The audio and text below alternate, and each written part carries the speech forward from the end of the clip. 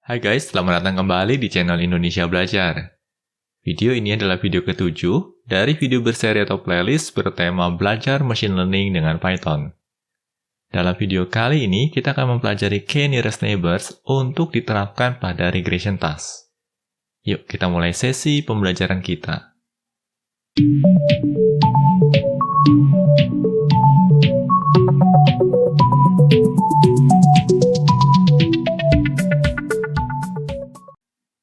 Oh ya guys, kadar mengingatkan, bagi kalian yang mendapatkan manfaat dari video ini, jangan lupa untuk memberikan like pada videonya.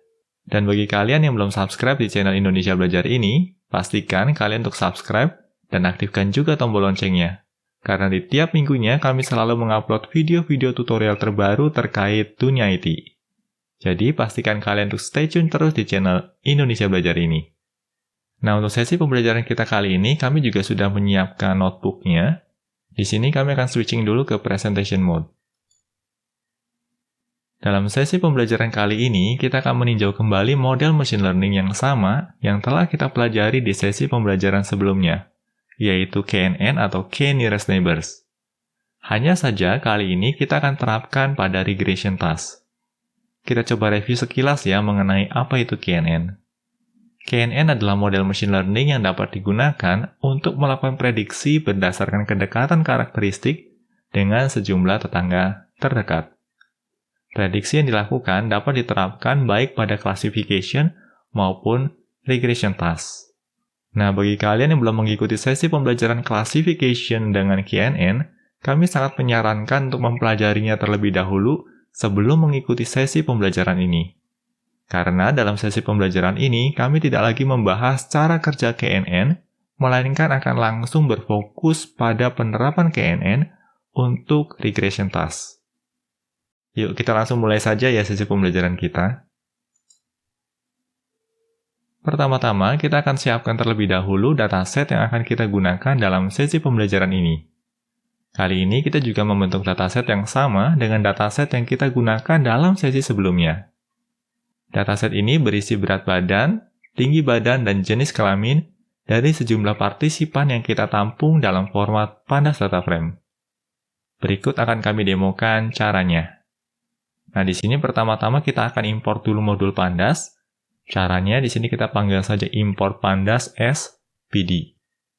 Lalu berikutnya kita akan menyiapkan suatu dictionary yang terdiri dari 3 buah keys ya, yaitu tinggi, CK, dan berat. Nah, key tinggi ini akan berasosiasi dengan sekumpulan nilai tinggi badan, CK ini akan berasosiasi dengan sekumpulan nilai jenis kelamin. Dalam hal ini, jenis kelaminnya terdiri dari 2 nilai string ya, yaitu pria dan wanita. Lalu berikutnya, key berat akan berasosiasi dengan sekumpulan nilai berat badan. Dictionary ini lalu akan kita tampung ke dalam variabel yang kita beri nama census. Untuk selanjutnya, kita gunakan sebagai dasar pembentukan pandas data frame. Oleh karenanya di sini kita panggil pd.dataframe census. Nah, objek data frame yang terbentuk ini akan kita tampung ke dalam variabel census_df. Kita coba eksekusi ya guys scriptnya di sini. Nah, ini dia data frame-nya ya, bisa nampak di sini terdiri dari 3 buah kolom, yaitu tinggi, CK, dan berat. Dan kalau kita lihat di sini ya, jumlah barisnya ada 9 baris, yang dimulai dari indeks 0 sampai dengan indeks 8. Kalau diperhatikan, datasetnya juga sama persis dengan dataset yang kita gunakan dalam sesi pembelajaran sebelumnya. Nah, dalam sesi pembelajaran kita kali ini, kita akan membentuk suatu model machine learning sederhana yang dapat kita gunakan untuk memprediksi berat badan seseorang berdasarkan tinggi badan dan jenis kelaminnya. Dengan kata lain, di sini tinggi badan dan jenis kelamin akan berperan sebagai feature, sedangkan berat badan akan berperan sebagai target. Kita coba lanjut ya ke slide berikutnya. Setelah kita memahami konteks dataset dan juga permasalahannya, kita akan coba menerapkan KNN atau k-nearest neighbors untuk melakukan estimasi nilai berat badan. Sedikit berbeda dengan sesi pembelajaran sebelumnya, di mana kita menggunakan KNN untuk melakukan classification. Dalam sesi ini, kita akan menggunakan KNN untuk melakukan regressions atau estimasi nilai. di mana dalam kasus ini nilai yang akan kita prediksi adalah nilai berat badan. Kita lanjut ya ke slide berikutnya. Sebelum kita melangkah ke proses training model, kita akan kelompokkan terlebih dahulu sekumpulan nilai features dan nilai target dari dataset yang kita miliki. Untuk kasus kita kali ini, data tinggi badan dan jenis kelamin akan kita konversikan ke dalam NumPy array dan kita tampung ke variabel xtrain sebagai sekumpulan features untuk training set.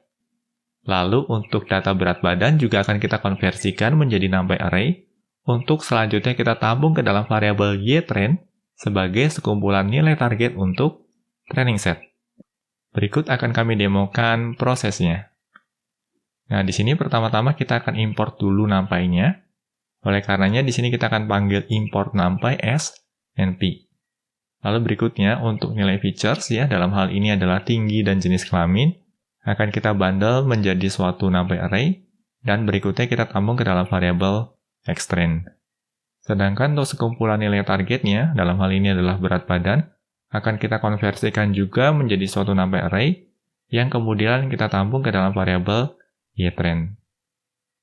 Lalu berikutnya di sini, baik xtrain maupun ytrain-nya akan kita cetak ke layar. Kita coba eksekusi ya guys script-nya di sini.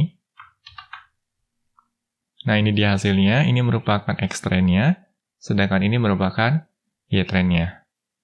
Sekadar mereview kembali, di sini kita akan memanfaatkan KNN untuk melakukan prediksi berat badan berdasarkan data tinggi badan dan jenis kelaminnya.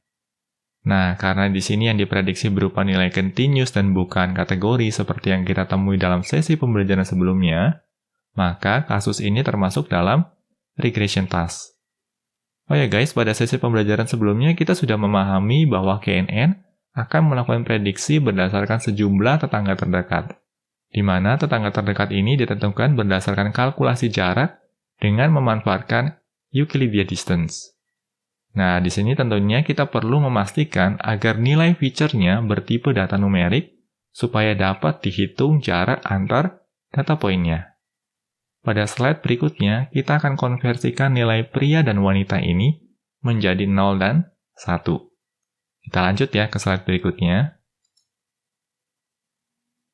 Nah, pada slide ini kita akan demokan tahapan data preprocessing untuk mengkonversi nilai pria dan wanita menjadi numerik biner 0 dan 1. Nah, di sini pertama-tama kita akan lakukan proses transpose terlebih dahulu terhadap xtrain. Agar lebih jelas dengan apa yang dimaksud dengan transpose ini, kita coba eksekusi dulu skripnya. Nah, ini dia. Ini merupakan kondisi xtrain sebelum proses transpose, dan ini merupakan hasil transpose-nya. Proses transpose ini pada dasarnya akan mengubah posisi baris menjadi kolom, dan posisi kolom menjadi baris. Kalau kita perhatikan di sini ya, posisi barisnya ini mengindikasikan instance. Sedangkan posisi kolomnya ini mengindikasikan feature.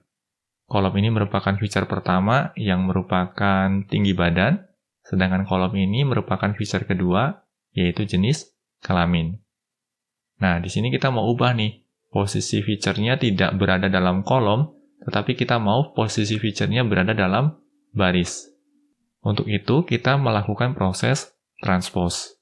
Bisa kita lihat di sini, xtrain-nya akan dikenakan proses transpose, dan hasil transpose-nya akan kita tampung ke dalam variabel xtrain transpose. Lalu berikutnya, baik nilai xtrain maupun xtrain transpose-nya kita cetak ke layar. Nah, ini dia, ya, ini merupakan xtrain-nya, sedangkan ini merupakan nilai xtrain transpose-nya. Kalau kita lihat pada xtrain transpose, ya, di sini terdiri dari dua baris saja, baris pertama, baris kedua. Dan kalau kita lihat ya, nilai dari baris pertamanya ini akan berkorelasi dengan feature tinggi badan. Sedangkan nilai untuk baris keduanya ini merepresentasikan sekumpulan nilai untuk jenis kelamin. Nah, bagaimana guys terkait dengan proses transpose ini? Harapannya bisa dipahami ya.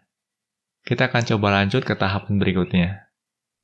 Nah, pada tahapan berikutnya ini, kita akan menerapkan yang namanya label binarizer. Label binarizer juga pernah kita gunakan pada sesi pembelajaran sebelumnya. Di sini label binarizer akan kita gunakan lagi karena kita mau mengkonversikan nilai pria dan wanita ini menjadi nilai biner 0 dan 1. Nah, di sini pertama-tama kita akan import dulu label binarizer-nya. From sklearn.preprocessing, import label binarizer. Lalu berikutnya kita akan membentuk objek dari kelas label binarizer ini. Objeknya akan kita tampung ke dalam variabel LB. Nah, di sini proses transformasi label binarizer-nya akan kita terapkan pada jenis kelamin. Oleh karenanya di sini kita panggil lb.fitTransform dan kita terapkan pada extend transpose indeks ke-1. Ya, karena indeks ke-0-nya adalah tinggi badan, sedangkan indeks ke-1-nya adalah jenis kelamin. Lalu hasil transpose-nya kita tampung ke dalam variabel jk binarize. Untuk selanjutnya kita cetak baik nilai extend transpose indeks ke-1 dan juga jk binarize-nya. Kita coba eksekusi ya guys skripnya di sini. Kita scroll down, dan ini dia, ya. Ini merupakan jenis kelamin sebelum dikenakan proses transform, ya. Bisa nampak di sini, nilainya hanya ada 2, yaitu pria dan wanita. Dan ini merupakan hasil transformasinya. Bisa kita lihat di sini ya, data prianya berubah menjadi 0, sedangkan data wanitanya akan berubah menjadi 1. Tetapi di sini kita juga punya permasalahan lain. Kalau kita lihat ya, di kondisi awal ini kan, datanya terdiri dari 1 dimensi saja. Sedangkan setelah proses transformasi, datanya berubah menjadi 2 dimensi. Oleh karenanya, di sini kita perlu melakukan proses yang lain, yaitu proses flatten. Dan kita tahu dari sesi pembelajaran sebelumnya, metode flatten ini dapat digunakan untuk mengkonversikan multidimensional array menjadi single dimension array. Atau dengan kata lain, metode flatten ini digunakan untuk mengkonversikan array multidimensi menjadi array dimensi tunggal. Kita coba eksekusi ya guys skripnya di sini. Nah, ini dia hasilnya. Nah, bisa nampak di sini ya. Sekarang bentuk array-nya sudah dalam 1 dimensi. Kita scroll down lagi. Tahapan berikutnya adalah nilai yang sudah kita konversikan ini akan kita tampung lagi ke dalam extend transpose. Karena nilai ini kan masih berada dalam variabel jk binarize. Nah, caranya berarti di sini kita akan panggil dulu extend transpose indeks ke-1, karena indeks ke-1 ini yang berkorelasi dengan jenis kelamin. Dan nilainya akan kita gantikan dengan nilai jk binarize. Nah, berikutnya extend transpose ini akan kita transpose balik agar yang tadinya baris kembali menjadi kolom, yang tadinya kolom akan menjadi baris. Dan hasil transpose-nya akan kita kembalikan ke dalam variabel extend. Nanti di akhir di sini kita akan cetak kembali baik nilai extend transpose dan nilai extend-nya. Kita coba eksekusi ya guys skripnya di sini. Kita scroll down. Dan ini dia hasilnya. Ini merupakan nilai extend transpose-nya, sedangkan ini merupakan nilai extend finalnya. Prosesnya memang nampak panjang, tetapi pada intinya yang kita lakukan ini untuk mengubah nilai jenis kelamin yang tadinya pria dan wanita menjadi nilai numerik biner, yaitu 0 dan 1. Nah, kebetulan untuk kasus kita kali ini, nilai 0 itu merepresentasikan jenis kelamin pria, sedangkan nilai 1-nya merepresentasikan jenis kelamin wanita. Nah, kalau kita lihat sekarang ini sekumpulan nilai features dan targetnya sudah siap digunakan untuk training model. Kita lanjut ya ke slide berikutnya. Setelah training setnya kita persiapkan, selanjutnya kita akan melangkah ke proses training model. Untuk kasus ini, model machine learning yang akan kita gunakan adalah KNN. Berikut akan kami demokan prosesnya. Nah, di sini pertama-tama kita akan import dulu estimator kelasnya. From sklearn.neighbors, import kneighbors regressor. Nah, di sini sedikit berbeda ya dengan sesi pembelajaran sebelumnya, di mana pada sesi pembelajaran sebelumnya yang kita import adalah kneighbor classifier. Sedangkan di sini yang kita import adalah kneighbors regressor. Lalu berikutnya sama di sini kita juga akan menentukan nilai k-nya. Nilai k ini akan berkorelasi dengan jumlah atau banyaknya neighbors atau banyaknya tetangga yang akan digunakan untuk melakukan proses prediksi. Nah, untuk kasus kita kali ini, kita juga akan menggunakan nilai K sama dengan 3. Lalu tahapan berikutnya, kita akan membentuk objek modelnya.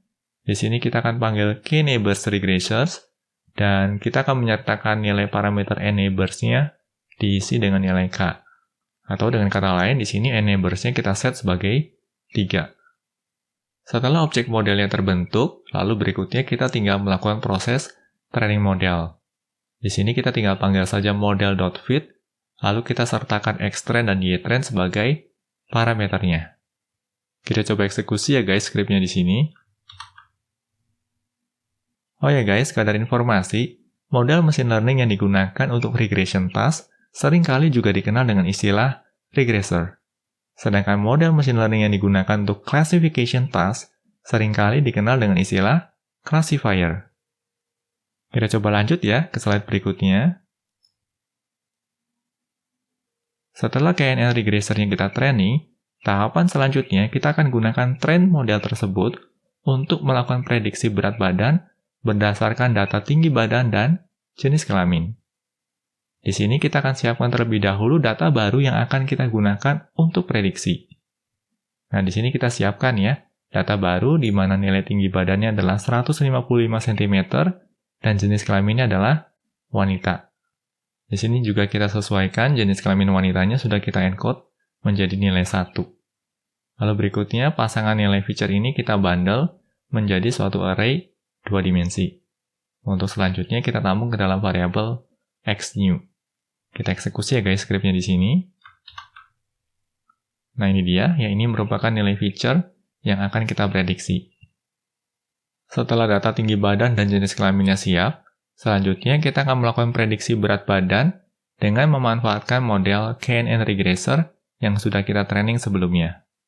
Di sini kita tinggal panggil saja model.predict, lalu kita masukkan nilai xnew-nya sebagai parameter. Hasil prediksinya lalu kita masukkan ke dalam variabel ypred. Kita eksekusi ya guys skripnya di sini. Dan ini dia hasilnya. Nah, di sini kita bisa bilang bahwa untuk data dengan tinggi badan 155 cm dan jenis kelamin wanita, ini diprediksi oleh model kita memiliki berat badan 55,66 kg. Nah, bagaimana guys? Cukup mudah bukan? Kita coba lanjut ya ke slide berikutnya. Di sini kita akan mulai mempelajari beberapa matriks yang bisa kita gunakan untuk mengukur performa dari model machine learning untuk kasus regression task. Tetapi sebelumnya kita akan siapkan terlebih dahulu testing setnya. Nah, di sini untuk testing setnya kita akan siapkan 4 instances atau 4 data points. Pertama-tama di sini kita akan siapkan dulu sekumpulan nilai features untuk testing setnya, untuk kemudian kita tampung ke dalam variabel xtest. Selain itu, kita juga akan mempersiapkan sekumpulan nilai target untuk kita tampung ke dalam variabel ytest. Kita coba eksekusi ya guys skripnya di sini. Dan ini dia hasilnya. Ini merupakan sekumpulan nilai features untuk testing set, sedangkan ini merupakan sekumpulan nilai target untuk testing set. Setelah testing setnya siap, selanjutnya kita akan lakukan prediksi terhadap testing set ini dengan memanfaatkan model KNN regressor yang sudah kita training sebelumnya. Nah, di sini kita akan menerapkan prediksi ya terhadap sekumpulan feature dari xtest ini dengan memanfaatkan model KNN yang sudah kita training sebelumnya. Oleh karenanya di sini kita panggil model.predict xtest. Nah, hasil prediksinya akan kita tampung ke dalam variabel ypred. Kita coba eksekusi ya guys skripnya di sini. Dan ini dia hasilnya. Di sini kita bisa bilang bahwa untuk data dengan tinggi badan 168 dan jenis kelamin pria, ini diprediksi memiliki berat badan 70,66. Sedangkan data yang diharapkan adalah 65. Lalu berikutnya untuk data poin yang paling akhir, di sini kita bisa bilang bahwa untuk data dengan tinggi badan 169 dan jenis kelamin wanita, ini diprediksi memiliki berat badan 70,66 sekian. Sedangkan nilai yang diharapkan adalah 67. Nah, bagaimana guys? Harapannya bisa dipahami ya? Kita coba lanjut ke slide berikutnya. Metrik evaluasi pertama yang akan kita gunakan adalah coefficient of determination, atau biasa dikenal sebagai R-square. Metrik evaluasi ini juga pernah kita pelajari sebelumnya, sewaktu kita mempelajari topik simple linear regression. Bagi kalian yang masih awam dengan coefficient of determination, kami sangat menyarankan untuk menyimak sesi pembelajaran tersebut terlebih dahulu. Selanjutnya, kami akan demokan tahapan menggunakan metrik R-square untuk melakukan evaluasi model regressor pada scikit-learn. Nah, di sini caranya sederhana. Pertama-tama kita akan import dulu metriknya. Di sini kita panggil from sklearn.metrics import R2score. Berikutnya, untuk menggunakan metrik ini, kita tinggal panggil saja R2score, lalu kita sertakan ytest dan ypret sebagai parameternya. Nah, nilai evaluasi ini akan kita tampung ke dalam variabel R-square untuk kemudian kita cetak ke layar. Kita coba eksekusi ya guys skripnya di sini. Dan ini dia hasilnya. Nah, ini merupakan nilai R-square untuk model kita. Seperti pernah dijelaskan dalam sesi pembelajaran sebelumnya, nilai R-square ini semakin dia mendekati 1 semakin baik. Dan semakin dia mendekati 0, atau bahkan ketika nilainya negatif, ini mengindikasikan model yang kurang baik. Kita coba lanjut ya guys ke slide berikutnya. Metrik evaluasi kedua yang akan kita pelajari di sini adalah mean absolute error, atau kadang juga dikenal dengan mean absolute deviation. Mean absolute error atau juga seringkali disingkat sebagai MAE is the average of the absolute errors of the errors of the predictions. Atau kalau dalam bahasa Indonesia kita bisa bilang bahwa MAE ini merupakan nilai rata-rata dari absolute error dari prediksi. Dan ini merupakan formula untuk MAE ya. Intinya MAE ini akan menghitung selisih atau error antara YI dengan YI hat. Nah, YI ini merepresentasikan setiap nilai target pada testing set. Sedangkan YI hat ini merupakan nilai prediksi yang dihasilkan oleh model kita. Nah, di sini yang dihitung adalah selisihnya. Nah, proses perhitungan selisih ini kan memungkinkan saja untuk menghasilkan nilai positif atau negatif. Kalau hasil prediksinya ternyata lebih kecil dari apa yang seharusnya, maka nilainya positif. Tetapi kalau hasil prediksinya ternyata lebih besar dari nilai yang semestinya, maka nilainya akan menjadi negatif. Untuk menghindari nilai negatif, maka di sini kita menerapkan yang namanya absolute function. Nah, absolute function ini akan menghilangkan nilai negatif. Artinya, kalau kita mendapati nilai negatif 2, setelah dikenakan absolute akan menjadi 2. Atau dengan kata lain, semua nilai negatif akan berubah menjadi positif dengan hadirnya absolute function ini. Lalu berikutnya, setiap selisih nilai ini akan diakumulasikan ya, atau dijumlahkan. Untuk berikutnya kita bagi dengan N. Nah, N ini merepresentasikan jumlah data poinnya. Bagi kalian yang penasaran dan ingin mempelajari mean absolute error ini dengan lebih lanjut, kalian bisa merefer ke halaman Wikipedia untuk mean absolute error. Nah, ini adalah halaman Wikipedia-nya. Nanti link untuk menuju halaman Wikipedia ini juga akan kami sertakan pada deskripsi video. Selanjutnya, kami akan demokan tahapan menggunakan mean absolute error untuk melakukan evaluasi model regressor pada scikit-learn. Nah, di sini pertama-tama kita juga akan import dulu mean absolute error-nya. Caranya, di sini kita panggil from sklearn.metrics, lalu import mean absolute error. Untuk menggunakan mean absolute error ini, caranya juga mudah ya. Kita panggil saja mean absolute error, lalu kita sertakan ytest dan ypret-nya sebagai parameter. Nah, nilai dari mean absolute error ini akan kita tampung ke dalam variabel MAE, untuk berikutnya kita cetak ke layar. Kita coba eksekusi ya guys skripnya di sini. Dan ini dia hasilnya. Nah, karena yang dihitung di sini adalah nilai errornya atau nilai selisih antara prediksi dengan nilai sebenarnya, oleh karenanya semakin kecil nilai MAE-nya akan mengindikasikan kualitas model yang lebih baik. Kita coba lanjut ya ke slide berikutnya. Metrik evaluasi kedua yang akan kita pelajari adalah mean squared error, atau kadang juga dikenal sebagai mean squared deviation. Nah, di sini ya mean squared error atau seringkali juga disingkat sebagai MSI atau MSE. MSI is the average of the squares of the errors of the predictions. Nah, di sini kalau dalam bahasa Indonesia kita bisa bilang bahwa MSI atau MSE ini merupakan rata-rata dari error kuadrat untuk prediksi. Dan ini merupakan formulanya. Nah, kalau kita lihat di sini ya, sama ya, kita juga akan menghitung error. Artinya di sini kita juga akan menghitung nilai selisih antara YI dengan YI head-nya. Nah, YI ini merupakan nilai target dari testing set, sedangkan YI head ini merupakan nilai estimasi yang dihasilkan oleh model kita. Kedua nilai ini kita selisihkan. Nah, serupa dengan kasus sebelumnya, selisih nilainya ini bisa positif, bisa negatif. Kalau nilai prediksinya ternyata lebih besar dari nilai sebenarnya, maka akan menghasilkan nilai negatif. Sedangkan kalau nilai prediksinya lebih kecil dari nilai sebenarnya atau nilai ekspektasinya, maka akan menghasilkan nilai positif.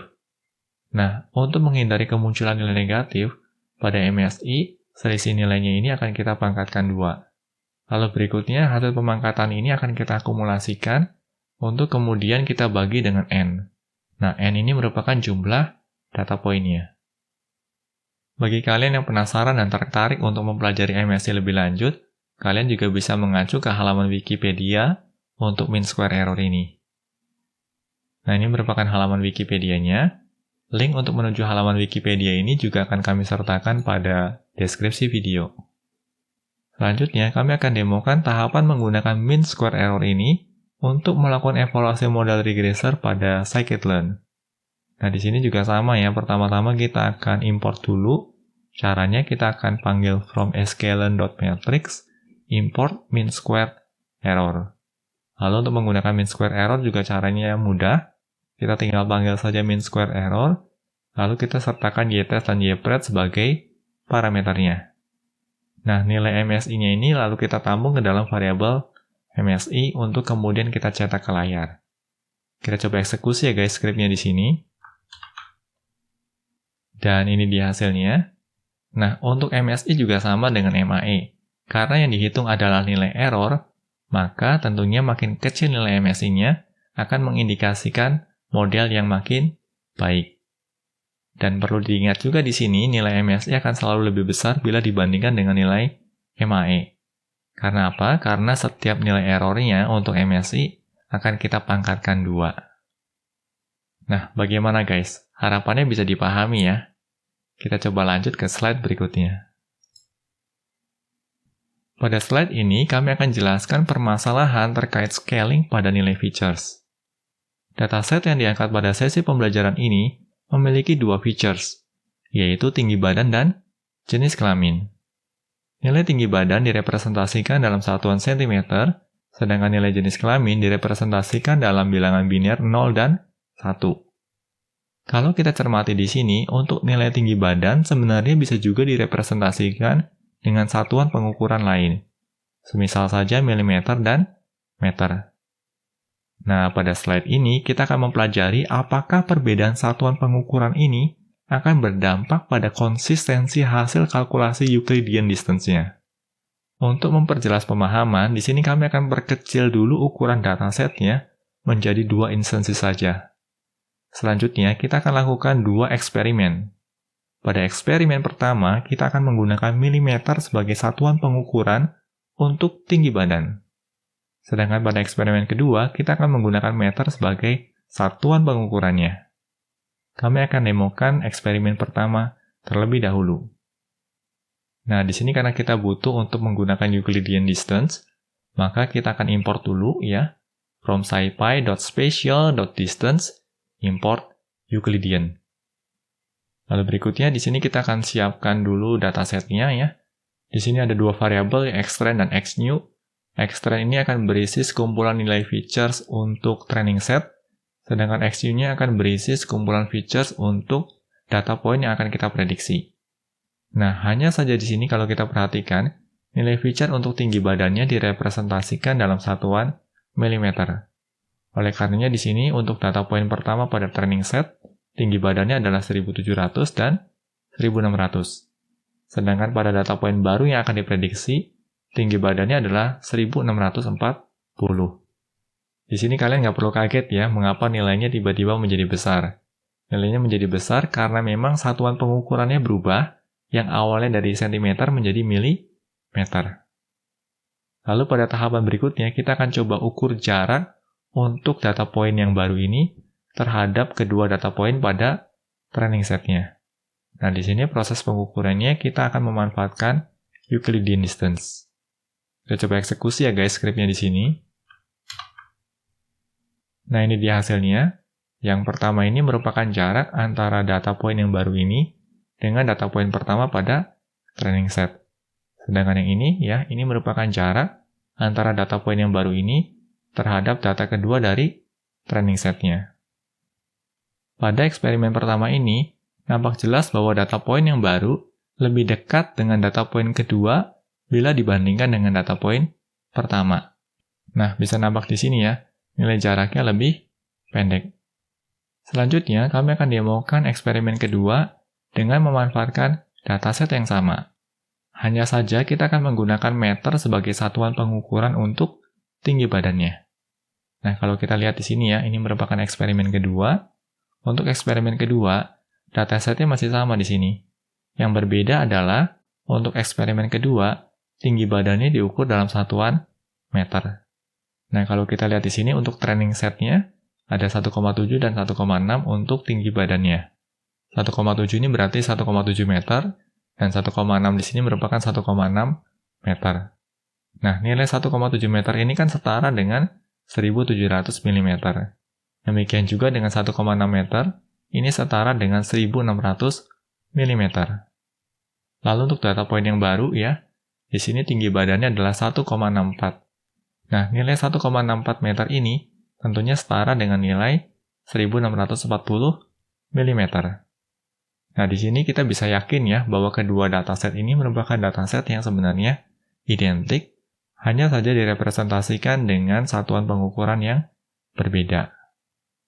Lalu berikutnya di sini kita juga akan coba ukur jarak antara data point baru ini dengan kedua nilai data point pada training setnya. Di sini kita juga akan memanfaatkan Euclidean distance. Kita coba eksekusi ya guys skripnya. Dan ini dia hasilnya. Ini merupakan jarak antara data point yang baru ini dengan data point pertama pada training set. Lalu berikutnya, ini merupakan jarak antara data point yang baru ini dengan data point kedua pada training setnya. Pada eksperimen kedua ini, bisa nampak bahwa data point yang baru lebih dekat dengan data point pertama bila dibandingkan dengan data point kedua. Ya, bisa nampak di sini ya. Jarak yang ini kan lebih pendek ya, bila dibandingkan jarak yang ini. Di sini kita menemui ketidakkonsistenan dalam pengukuran jarak. Padahal kita menggunakan dataset yang sama persis. Yang berbeda di sini hanya pada satuan pengukurannya saja. Nah, bagaimana guys? Harapannya kalian bisa memahami permasalahan yang kita hadapi di sini ya. Pada slide berikutnya, kita akan pelajari salah satu metode yang bisa kita terapkan untuk mengatasi permasalahan ini. Kita coba lanjut ya ke slide berikutnya. Salah satu metode yang bisa kita gunakan untuk mengatasi permasalahan ini adalah dengan menerapkan standard scalar. Sesuai dengan namanya, standard scalar ini menerapkan standar score atau Z-score yang umum ditemui dalam bidang statistika. Nah, di sini bisa kita baca standardized features by removing the mean and scaling the unit variance. Dan ini merupakan formula untuk Z-score atau standard score. Bisa kita lihat di sini Z sama dengan X diselisihkan atau dikurangkan dengan X bar, lalu dibagi dengan S. Nah, X di sini merepresentasikan nilai feature, sedangkan X bar di sini merepresentasikan rata-rata nilai feature-nya. Lalu nilai S ini merepresentasikan nilai standard deviation dari sekumpulan nilai feature tersebut. Di sini kami juga menyertakan halaman Wikipedia untuk standard score, jadi bagi kalian yang ingin mempelajarinya, kalian juga bisa mengacu ke halaman Wikipedia ini. Nanti link juga akan kami sertakan pada deskripsi video. Nah, bagi kalian yang memang masih awam dengan istilah standar score atau Z-score ini, kami sangat menyarankan kalian untuk mempelajari topik statistika deskriptif terlebih dahulu. Pemahaman akan dasar statistika sangat membantu sewaktu kita mendalami bidang machine learning. Karena memang ada banyak sekali ilmu statistika yang diterapkan dalam machine learning. Di channel Indonesia Belajar ini, kami juga pernah membuat satu seri pembelajaran singkat terkait dasar statistika deskriptif. Jadi bagi kalian yang membutuhkan, kalian juga bisa mengikuti seri pembelajaran tersebut. Nah, selanjutnya kami akan mendemokan tahapan untuk menerapkan standar scalar ini pada kedua eksperimen yang sebelumnya kita lakukan. Kita akan mulai dari eksperimen pertama dulu, di mana tinggi badan direpresentasikan dalam satuan milimeter. Nah, ini dia, kita coba scroll down dulu ya. Nah, di sini karena kita ingin menerapkan standar scalar, maka pertama-tama kita perlu import dulu kelasnya. Caranya cukup mudah, di sini kita tinggal panggil saja from scalar.preprocessing import standard scalar. Lalu selanjutnya kita akan bentuk objek dari kelas standard scalar ini, dan di sini kita akan tampung objeknya ke dalam variabel ss. Kita coba eksekusi ya guys skripnya di sini. Nah, pada tahapan berikutnya kita akan coba replikasi eksperimen yang pertama. Ini dia eksperimen pertamanya. Di sini nilai feature untuk tinggi badannya direpresentasikan dalam satuan milimeter. Nah, yang berbeda dengan eksperimen sebelumnya adalah setelah nilai feature-nya dibentuk, ya, di sini bisa kita lihat ya, setelah extrain-nya dibentuk, berikutnya kita akan mengenakan standar scalar ini pada nilai extrain-nya. Di sini kita panggil objek standar scalar-nya, lalu kita panggil .fitTransform yang kita kenakan pada extrain. Selanjutnya, hasil transformasinya kita tampung ke dalam variabel extrain scale. Untuk selanjutnya kita cetak ke layar.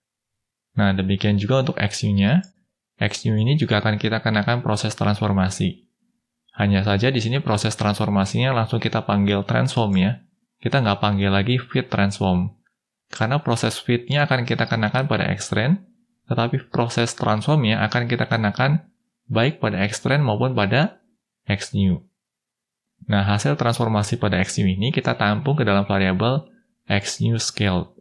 Untuk berikutnya kita tampilkan ke layar. Nah, selanjutnya ya di sini kita akan hitung jaraknya dengan menggunakan Euclidean distance. Yang kita hitung jaraknya di sini adalah nilai XNewScale dengan nilai extrainScale-nya. Kita coba eksekusi ya guys skripnya di sini. Dan ini dia hasilnya.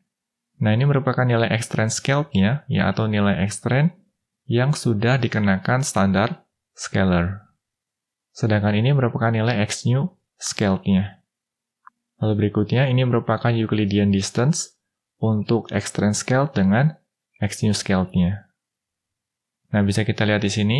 Nilai-nilai yang ada di sini sudah tidak lagi menggunakan satuan cm ataupun milimeter ataupun meter. Satuannya sudah menggunakan satuan standar score atau z-score. Kalau kita lihat ya ini merupakan jarak antara XNewScale dengan extrainScale untuk data point yang pertama. Sedangkan ini merupakan jarak antara XNewScale dengan data point kedua pada extrainScale. Pada eksperimen pertama ini nampak jelas bahwa data point yang baru lebih dekat dengan data point pertama bila dibandingkan dengan data point kedua. Selanjutnya, kami akan demokan eksperimen kedua dengan memanfaatkan dataset yang sama. Hanya saja kita akan menggunakan meter sebagai satuan pengukuran untuk tinggi badan. Nah, kalau kita lihat di sini ya, ini merupakan eksperimen yang kedua. Di sini sekumpulan nilai feature-nya sama, yang berbeda adalah satuan pengukurannya saja. Yang di sini dalam meter, sedangkan yang ada di sini dalam milimeter. Nah, tetapi di sini sebelum kita hitung jaraknya dengan menggunakan Euclidean distance, nilai feature ini akan kita scaling dulu dengan memanfaatkan standar scalar. Nah, di sini untuk extrain-nya, kita panggil dulu fitTransform extrain, dan hasil transformasinya kita tampung ke dalam variabel extrainScale. Lalu berikutnya untuk XNew, di sini kita tinggal panggil saja ssTransform, dan kita terapkan pada XNew-nya. Lalu hasil transformasinya kita tampung ke dalam variabel XNewScale. Untuk berikutnya kita akan hitung jaraknya ya. Dan perhitungan jaraknya di sini juga sama, kita akan memanfaatkan Euclidean distance. Kita coba eksekusi ya guys skripnya di sini. Kita scroll down dan ini hasilnya. Ini merupakan extrainScale-nya, ini merupakan XNewScale-nya, dan ini merupakan perhitungan jarak dengan menggunakan Euclidean distance. Yang ini merupakan jarak antara X new scale dengan data point pertama pada X trend scale. Sedangkan ini merupakan jarak antara X new scale dengan data point kedua pada X trend scale. Kalau kita lihat di sini, eksperimen kedua ini menghasilkan nilai jarak yang sama atau setidaknya sangat mendekati dengan nilai jarak pada eksperimen pertama.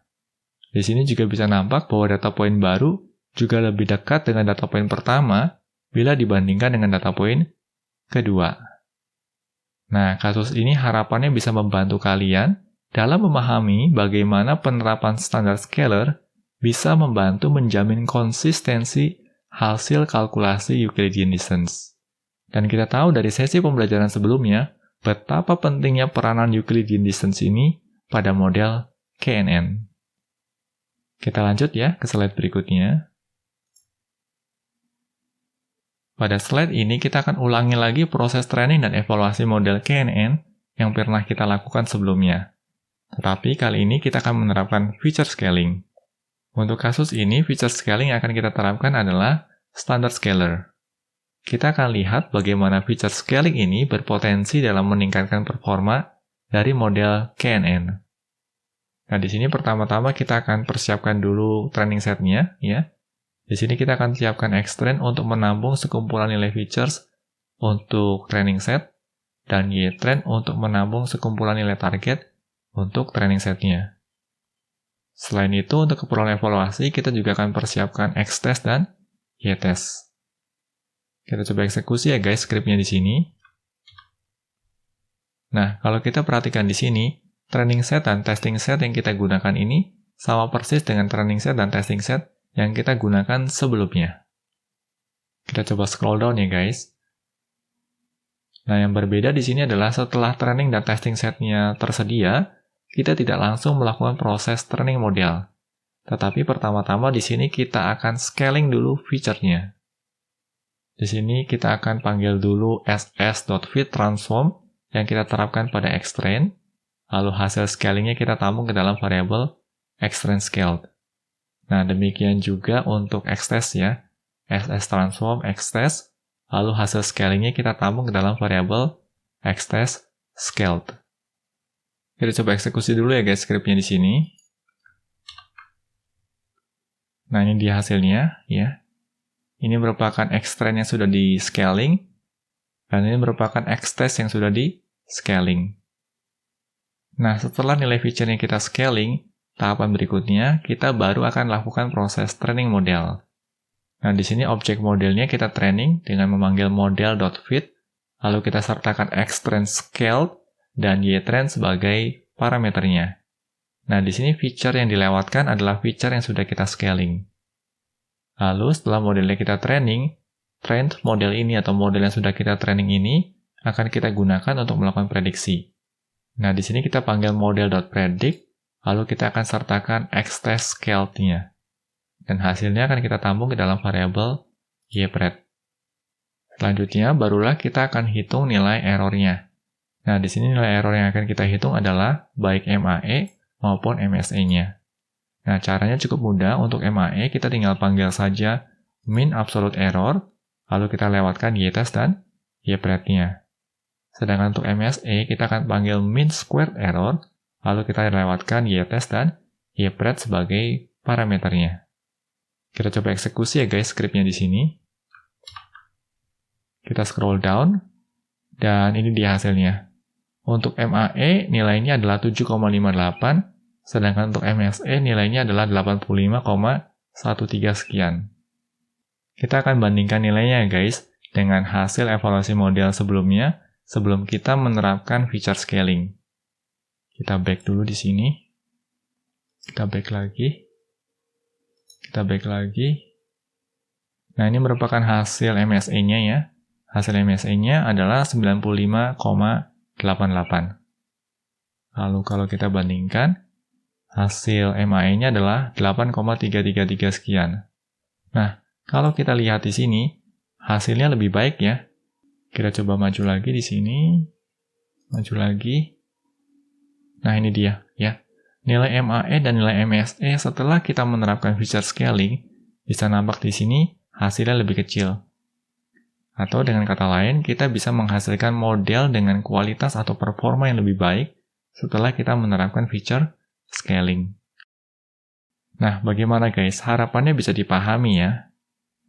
Demikian sesi pembelajaran terkait regression dengan k-nearest neighbors. Semoga materi pembelajaran yang disampaikan dapat membantu kalian dalam mempelajari machine learning. Pastikan juga untuk terus mengikuti materi pembelajaran lanjutan di channel ini.